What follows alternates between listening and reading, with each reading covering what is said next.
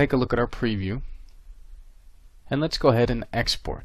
Now there's two different options. One you get with Excel 97-2000, and then the 97-2000 with data only. We're going to look at the first option. You can choose to show the grid lines if applicable. You can create page breaks for each page in Excel, and convert date values to strings, which sometimes comes in handy every once in a while. You can also choose the column width based on the whole report. Now in this case you've prepped it, so you've chosen your column width, and keeping it the whole report is good. You could also choose the column width to be constant in points.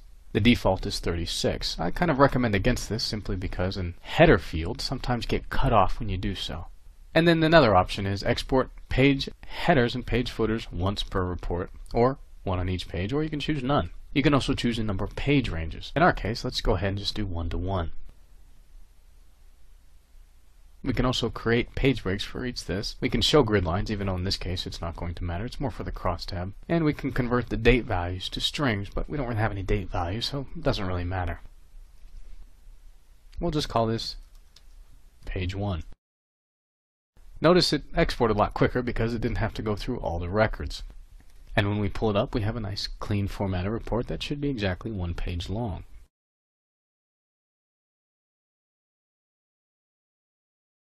Notice in Excel, this here is our date range. Sometimes it's easier for date and numbers to be expanded in Excel than to lose real estate, if you will, on the report design page. Now let's go back to our Crystal report. Let's go back to our crosstab report. This is where we need to be a little bit careful. The first option is fairly straightforward for both crosstabs and regulars, but you have to be careful with this data only. You have a whole new set of options. One is export object formatting, which we're familiar with. We can export images. We don't really have any, but you have to be careful with use worksheet functions for summaries. Now, in the case of the crosstab, we'll select this, and you can maintain relative object position. It's just formatting. You can export the page headers and footers or show the group outlines. And you can maintain column alignment. All of these are kind of things you need to play around with. I find they're not helpful. But there's one you need to be careful with, and that's the use worksheet functions for summaries. Now, if I press OK, and I'll say crosstab test, and save it, it's going to export it. I'm going to go to my desktop, open up my crosstab test, and it said it export the summary functions as functions in Excel. In this case, that's just simply not true. I myself have asked Business Object Support several times for an answer to this question, and I haven't received a satisfactory one.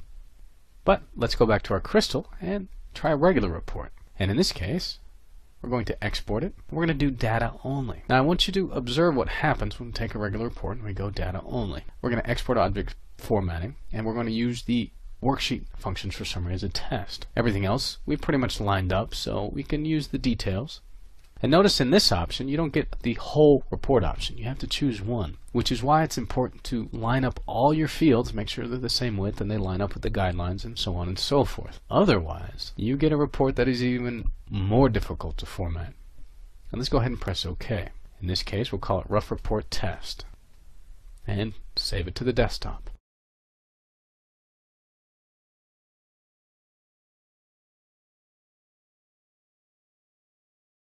Now that the export is complete, we'll go to our desktop and open it up. Notice how we did pull some formatting through, but it's a little bit off. And we also got a lot of our field headers kind of cut off. Not cut off completely like before, but just kind of sized incorrectly. The thing we're looking for here is when we scroll down, this could possibly work for you. But as we pass into a new group, we now have this sum, and it's summing F, column F, for this range. You have to be careful with these. Sometimes Crystal exports these fields a little incorrectly, especially in earlier versions. If you're not on the latest and greatest service pack, I would caution against it. I would argue that you should export the value as opposed to the whole formula. Also, if you need to change the formula once you're actually in Excel, things can get a little bit tricky. These are just one of the things to kind of watch out for. Notice how this report is fairly clean as long as everything is lined up. If it's not, well, it doesn't really work out that great for you. Exporting to Excel is something that is not so much technically complicated as is an exercise of patience. If you don't have a whole lot of time, it's probably not going to work out too good for you.